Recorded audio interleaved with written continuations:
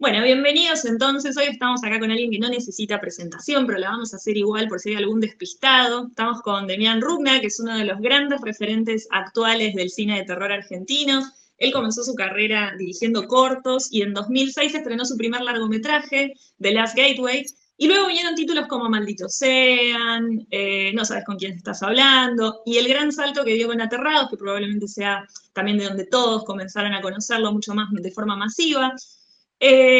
Alcanzó un reconocimiento un poco sin precedentes en 2023 con Cuando acecha la maldad, que se convirtió en la primera película latinoamericana en ganar el primer premio de Sitges, el mayor premio, además de romper récords de taquilla en Argentina y Estados Unidos. Es guionista de sus películas, recientemente publicó la novela Aterrados, expandiendo todo ese universo, con una comunidad de fans que lo sigue en todo el mundo y un lugar ganado en festivales como Sitges, Mar del Plata y el Buenos Aires Rojo Sangre.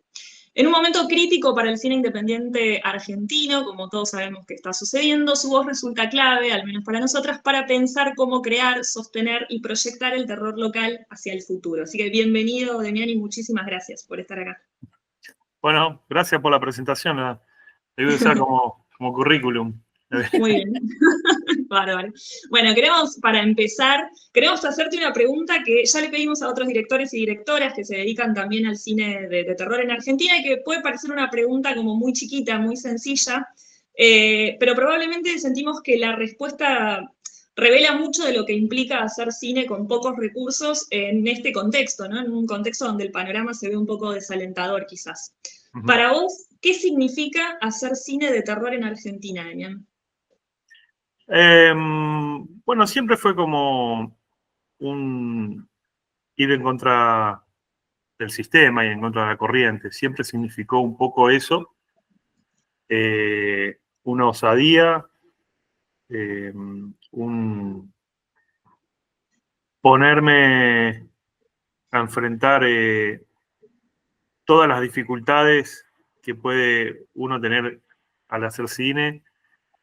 Al menos cuando empecé a filmar este tipo de películas, las tenía todas y mucho más, que implica obviamente el no reconocimiento de los pares que hacen otro tipo de cine, de los festivales, del propio Instituto de Cine, del circuito comercial. O sea, tenía todo en contra cuando empecé. Cuando empezamos, muchos de mi generación, como tomando esta idea de hacer cine de género. Y tengo a mi perro que me la... hacer cine de género acá es como bueno, por eso una osadía y era también ir en contra del sistema, pero a la vez armar un camino que no estaba trazado y que lo estábamos trazando entre todos con un pequeño festival que en ese momento era Buenos Aires Rojo Sangre, digo pequeño en ese momento, ¿no? Porque ha crecido un montón en estos años, como muchos de nosotros hemos crecido haciendo cine de terror. Pero bueno, esa también, esa osadía a la cual varios de nosotros nos dedicábamos, era también esto bueno, de empezar a despejar mucha maleza y ver qué había detrás, y hacer un camino y descubrir cosas nuevas, y viendo cómo internacionalmente empezaban tal vez a tomarse un poco más en serio nuestras películas, y entraban a festivales, y bueno, era como afuera, ¿no? Y era difícil, pero lo intentamos y muchos prevalecemos. Pensando un poco en todo tu recorrido, ¿no? Que estuviste casi desde el comienzo del VARS, creo que desde el comienzo oficial del VARS hasta hoy, y cómo ha cambiado tu situación a la hora de realizar películas, me gustaría preguntarte qué estrategias pueden implementar los directores que hoy quieren dedicarse a hacer cine de género en Argentina, específicamente en este contexto donde tienen muchas cosas en contra, que ya existían, pero que están cada vez más potenciadas. Claro. Sí, bueno, ¿qué herramientas? A ver, ustedes sabrán que políticamente yo con este gobierno estoy como en la vereda opuesta, y que por supuesto todo lo que se fue logrando con un instituto de cine fuerte y la profesionalización de muchísimas áreas, es algo que a la industria de cine argentino y a la industria argentina en general le hace muy bien y por supuesto que siempre estoy a favor de tener un instituto sano y un instituto que financie películas y directores jóvenes y nuevas visiones. Eso ya lo sabemos y lo tenemos todo en claro quienes pensamos de una determinada manera. Ante estas situaciones que se nos plantean en donde tenemos un Estado que está en contra del Estado y en contra de la cultura principalmente, porque la cultura es lo que ellos quieren cambiar mucho antes que la economía, es la forma en donde existe una matriz cultural en nosotros como argentinos, ellos quieren destruirla. Y el Instituto de Cine es una de las banderas, ¿no?, de la cultura. Ahora, aquellos directores, actores, realizadores de todas las áreas que quieren hacer género y se encuentran ante estos problemas,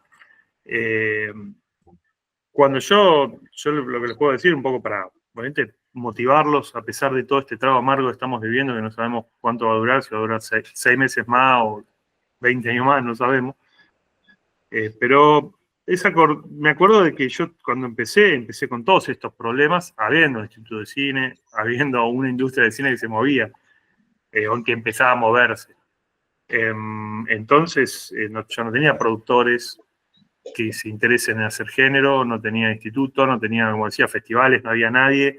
Entonces, tenía una contra mucho peor que la que tienen ahora, que antes, para hacer una película, uno tenía que tener un montón de dinero, porque para hacer un efecto, sobre todo cuando haces género, un efecto especial, tenías que saberlo, tenías que tener una infraestructura mínimo si lo querías hacer digital, no había tanto conocimiento, no había tanta infraestructura como hoy. Desde un celular podés hacer un efecto especial y queda muchísimo mejor de que lo que podría haber hecho cuando yo empecé haciendo cine.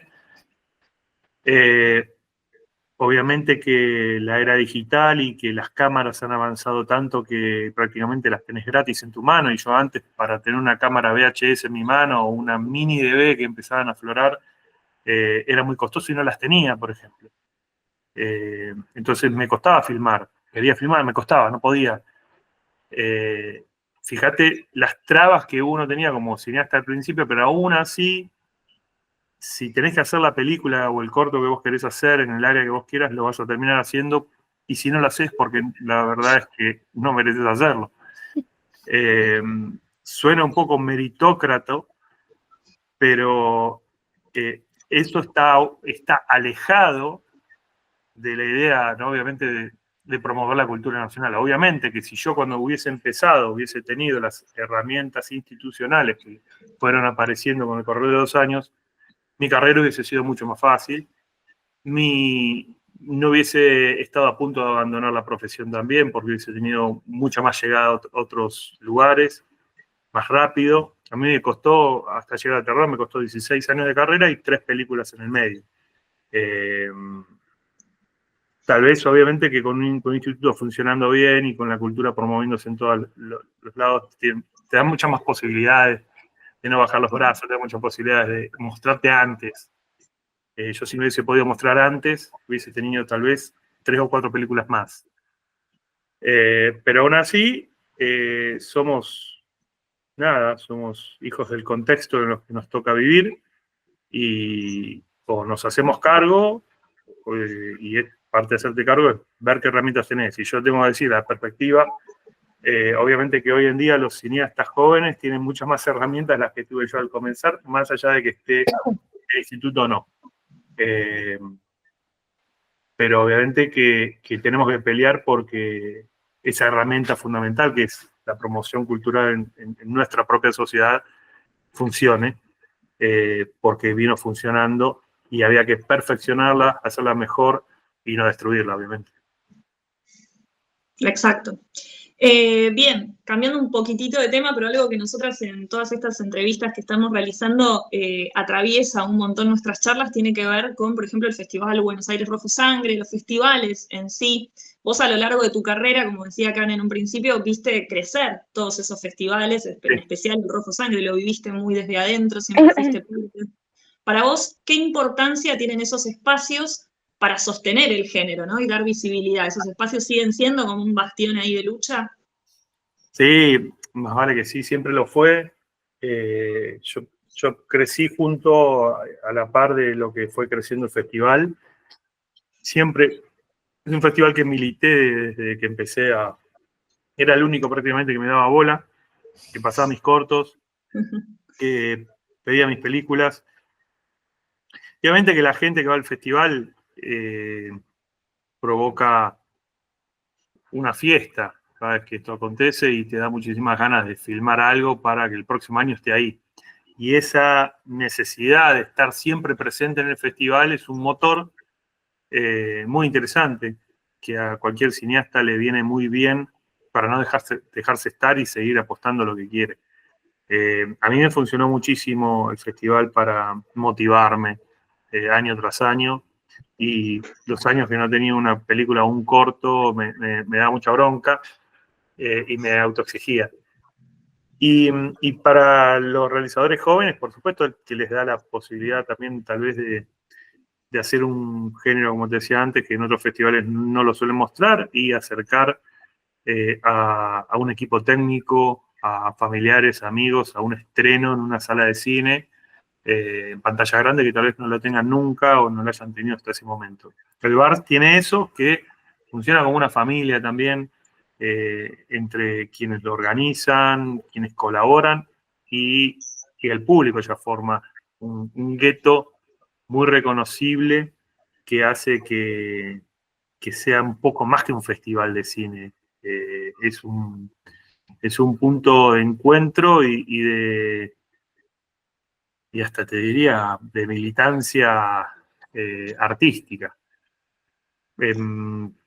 Creo que fue súper necesario, y así como existen en todo el mundo los bars, ojalá que con el correr del tiempo siga manteniendo su espíritu independiente, y obviamente que siempre necesitamos que haya más inversiones y que tengan, qué sé yo, más invitados extranjeros y que puedan hacer mucha más actividad en todos lados. Pero eso es guita. Y hoy por hoy el bar se financia en su mayor parte con las entradas, y si la gente no va, sonamos. Hay muchísimos otros festivales que hay empresas, corporaciones que le ponen la plata y hacen desparramo de derroche, invitan a todos los franceses cineastas del planeta, pero después te pasan las películas más comerciales del mundo porque se las exigen. Entonces, eso que sucede con el bar, que eso no pasa, también está bueno, porque lo hace más genuino, ¿no?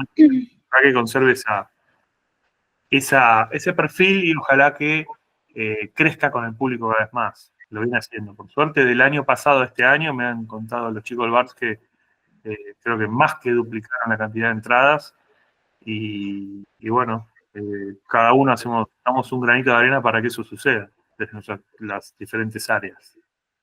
Claro, sí, vos mismo decías antes que hay como una especie como de gueto del terror, y ahí eso es interesante, como que el público en el cine de género es como sumamente protagonista. Y vos eso lo viviste en carne propia porque Cuando se echa la maldad fue militada directamente. Fue una película que nada, se llevó como bandera, y eso lo habrás visto, ¿no? A partir del público. Sí, sí, obviamente que a veces cuando uno ve a los artistas que tienen alguna obra que logra consagrarse y agradecen al público, y yo eso siempre lo veía un poco, bueno, pero nunca me pasó. Y uno se tiene que cuando le pasa, entiende que esto es por el público y nada más que por el público. No, es muy diferente pero es muy diferente. A mí no me pasó de otra manera. Pero de la otra forma es cuando hay muchísimo dinero en publicidad Claro. y lo que hagas va a ser un éxito igual. Eso es una... El público va a acompañar, pero no lo va a festejar. El público va a ir a las salas, va a ir a acompañarte, pero porque te lo obliga la publicidad, porque te lo obliga el mercado. Y eso sucede con muchas películas, con muchas obras de arte en las cuales son un despilfarro de dinero. En el caso mío, no, es el público que lo hizo. En el caso mío, en mi película fue, bueno, una película que salió como pudo, con pocos recursos, y el público en boca fue transmitiendo que hasta el día de hoy pasamos la película hace 2 semanas y fue como 200 personas fueron a verla. Te voy a decir, la película está en Netflix, la película ya se recontra y la siguen yendo a ver. Entonces eso es algo que es muy gratificante para un artista porque la conexión con el público lo hace la obra y no lo hace el mercado, y eso está bueno. Bueno, teniendo en cuenta esto que vos decís, también a veces se plantea como la situación opuesta, ¿no? De que muchas veces el cine de género argentino funciona más afuera de lo que funciona en nuestro país. ¿Vos pensás que esto es así? ¿Que mucho del terror argentino tiene un mayor reconocimiento en otros países, una mayor visibilidad que la que se tiene en nuestro país? Bueno, sí, un poco depende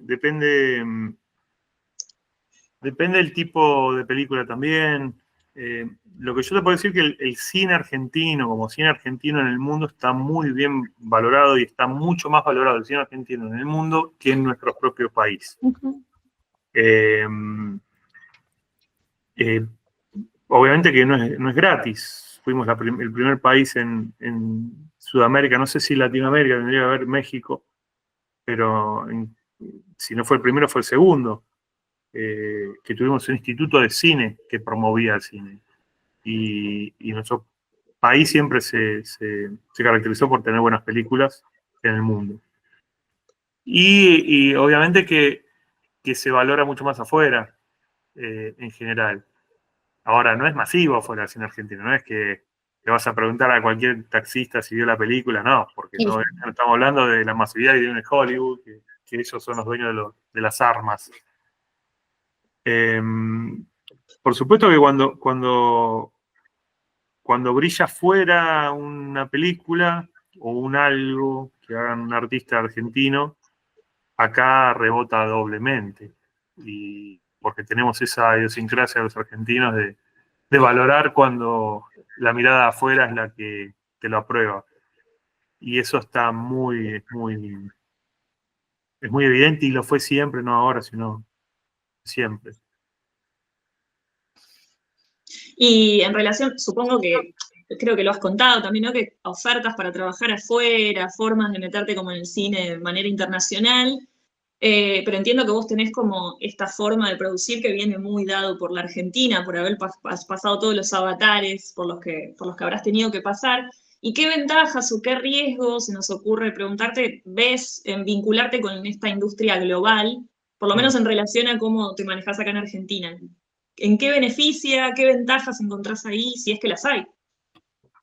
No, bueno, sí, las ventajas son las ventajas económicas que te da. Los recursos. Y sí, los recursos, trabajar en una película afuera ya implica, viste como los futbolistas que se van afuera a jugar, y que uno no puede decir, bueno, a ver, capaz que te vas a un club chico, pero ganás 10 veces más de lo que ganarías en tu club. Bueno, eso pasa también, esas son ventajas, por ejemplo. Después vos tenés un grado de profesionalismo también que lo da la posibilidad de contar con muchos recursos, en donde, qué sé yo, nada, todo, al haber dinero, todo se especializa también. Hoy, qué sé yo, capaz un DF es el que te hace todo, te pone la luz, te hace la cámara, después va, te hace la colorimetría. O un asistente de arte, capaz que es el que te hace los props, te tira la sangre. Bueno, en una industria más grande tenés el tipo que te prepara la sangre, y el tipo que te prepara otro tipo de sangre, y una empresa que viene a tirártela en la cara, y otra empresa que viene a sacarte maquillaje. A ver, eso es lo que te da como director, obviamente que es mucha más comodidad. Entonces trabajás más cómodo. Esas son las ventajas económicas y de comodidad. pero bueno, también hay muchas desventajas. Si uno puede decir como desventajas que por lo general las películas que te llegan, que te proponen, en las cuales te involucras como director, son películas ultra comerciales y son películas que ya viste 1000 veces.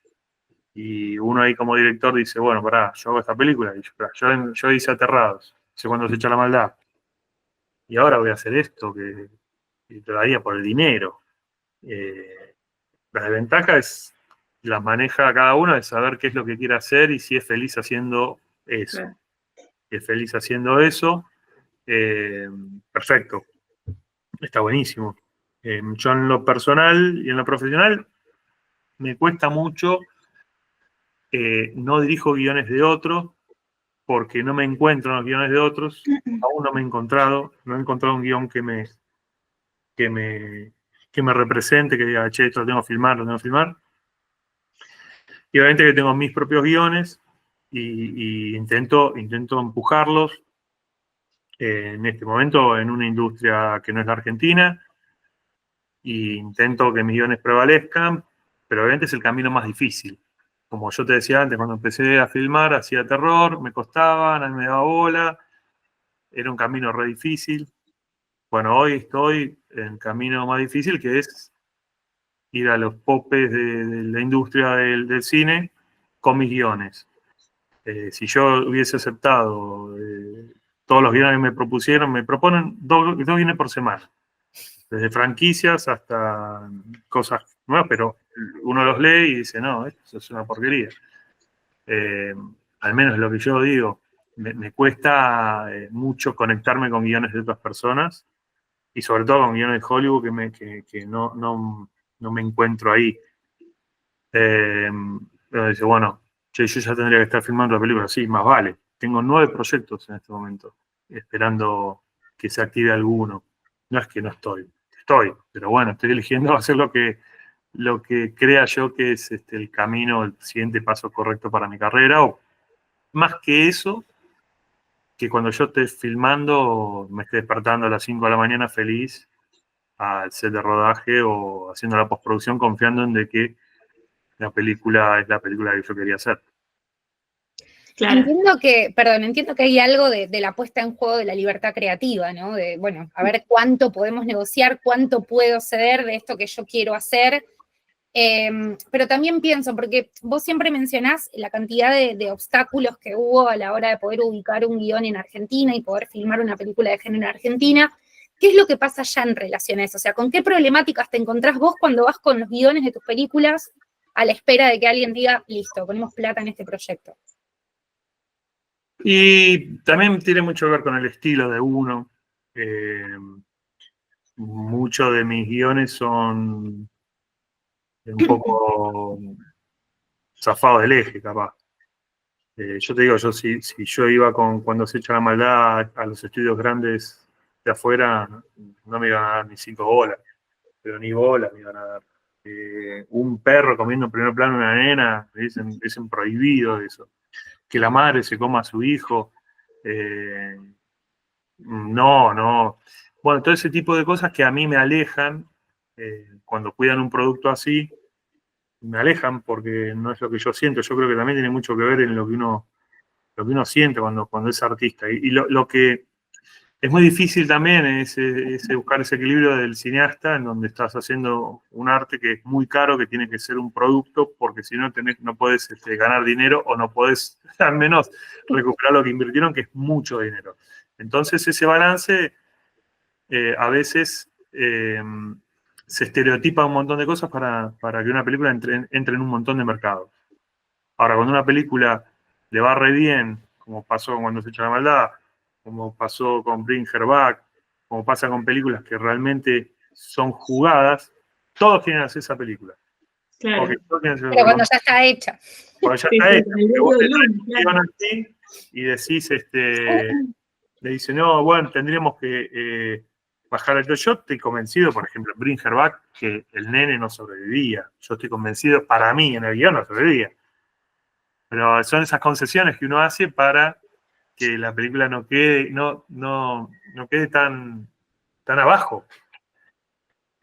Eh, pero bueno, son para mí, más allá de que los directores digan que siempre fue el final, pero son ese tipo de cosas que bueno, no es solamente eso. No es tampoco una cuestión de dinero, por ejemplo. Bueno, uno iba acá con una película muy grande, obviamente se la bochaban porque no iba a alcanzar nunca el dinero que daba el Inca para hacer una película así. Pero creo que más en el sistema afuera es, al menos en lo que pasa mucho con muchos de mis guiones, que se animen en un sistema en donde animarse es un riesgo enorme. Por eso uno ve películas hoy en día, viste, que no son tan importantes los directores en general como el estudio. Cuando uno dice, una película A24, ¿quién es A24? Claro. ¿Cómo se llama A24? No, pero hoy es más importante A24 que Ari Aster. Bueno, no es el ejemplo de Ari Aster, porque es un monstruo. No, pero se entiende, sí. Pero, bueno, los estudios son los que se jactan de ser, nosotros somos los jugados. Nosotros somos los que apostamos, nosotros somos los que le dimos a Ari Aster todo esto para que haga esto. Y hoy los estudios son las figuras. Y uno quiere hacer una película con A24 porque se la va a jugar. Y es así, pero qué sé yo. ¿Qué sucede? Bueno, y a veces suceden cosas inexplicables. Que se demoran mucho y todo el tiempo se están demorando las películas y las películas se caen, van para atrás, se cancelan. Estás por filmar, y dicen, no, acá en noviembre filmás y pasan 3 años y no filmaste. Bueno, así, todo el tiempo. Acá y en la China igual, es así. Claro, vos recién antes estabas comentando también lo de los estilos un poco, porque vos decís, bueno, yo tengo un estilo que es un poco zafado, pero también tenés un estilo que en habrás escuchado muchas veces, es decir, que tenés como una especie de argentinidad en tus películas que está muy marcada, eso también supongo que debe influir. De hecho, diría que hasta casi lo local se marca, hay algo de conurbano también en tus películas, hay algo en esos personajes que remiten a eso y que por eso creo que nos hablan a todos los que no somos porteños, o al menos 100% porteños, nos hablan mucho.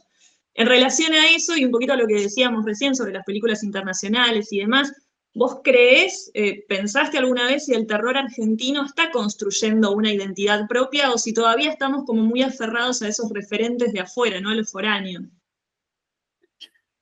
Bueno, a mí me pasa a veces con esta pregunta que me la hacen.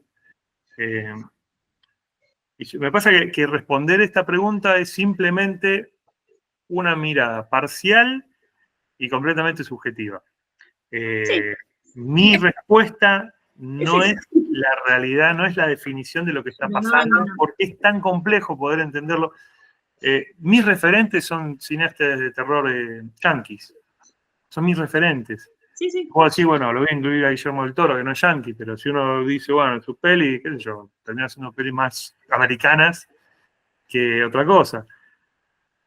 Pero son los que me inspiraron a hacer género de terror. Ahora, cuando yo capto mi realidad para construir un cuento, yo miro a mi alrededor y intento que eso sea verosímil. Para mí lo verosímil es el talón de Aquiles de una peli de terror, siempre y cuando no estés haciendo una comedia.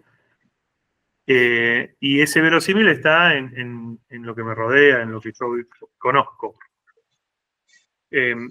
No me gustaría, por ejemplo, que el cine de terror tenga una característica, argentino tenga una característica, que sea así porque eso nos estancaría y nos haría pasar de moda muy rápido y creo que lo mejor que le puede pasar a un cineasta y a un cine es ser ecléctico y tener diferentes miradas y obviamente siempre tener un buen guión. Si siempre tenés un buen guión, que es lo más importante, pero yo sí siento que se está creando un público propio en nuestro país para nuestras propias películas, en Latinoamérica para las películas latinoamericanas de terror. está apareciendo ese público que tal vez nos miraban a nosotros los cineastas como quieren hacer las películas que hacen en Hollywood, quieren hacer, no va nunca, van a hacer una película de mujer. Bueno, está un poco cambiando la mirada, hay mucha juventud en el público que por suerte no tiene tanto prejuicio con eso. Y me parece que más que un estilo, lo que hoy realmente está cambiando es el público que consume esta película de nuestro país. Y si vos me decís, bueno, ¿qué me gustaría? Me gustaría que no nos estanquemos en un tipo de película. No me gustaría que Argentina sea considerada porque es todo terror rural. No. Me gustaría que nada, si hay una influencia, que esa influencia la tomen con otras influencias y se hagan cosas interesantes, creativas, nuevas. Voy a como mezclar un par de cosas que dijiste que me parecen interesantes como para pensarlos de manera general, pero vos mencionaste esto de los espectadores jóvenes, mencionaste los directores, o sea, del género, esta necesidad de que no se estanquen en un solo tema o que no se los clasifique o se los defina de una sola manera para darles la posibilidad de ser eclécticos. Y teniendo en cuenta el contexto, que ya lo mencionamos y que va a estar presente a lo largo de toda esta jornada, me gustaría saber qué acciones colectivas pensás que se podrían ejecutar entre espectadores, directores, como para poder garantizar que el cine de terror sobreviva a todo este momento y que vaya ganando de a poco una mayor proyección internacional. Bueno, es una buena pregunta, es muy difícil de respondértela en este momento porque es algo para pensar. ¿Qué acciones colectivas puede uno hacer como público o como cineasta? Siempre creo que el apoyo a nuestro propio cine hasta a veces parece político. Cuando uno dice, no, tenemos que apoyar nuestro cine, uno parece que dice, bueno, no, sos un kirchnerista, sos un peroncho, y yo no veo gorilas o gente de derecha que diga, hay que apoyar nuestro cine. Pero me parece que lo que primero tenemos que hacer es defenderlo, y defenderlo es tratar de callarle la boca al que habla mal de nuestro cine, porque películas malas hay en todos lados. Ni te cuento en Hollywood la cantidad de películas malas que hay.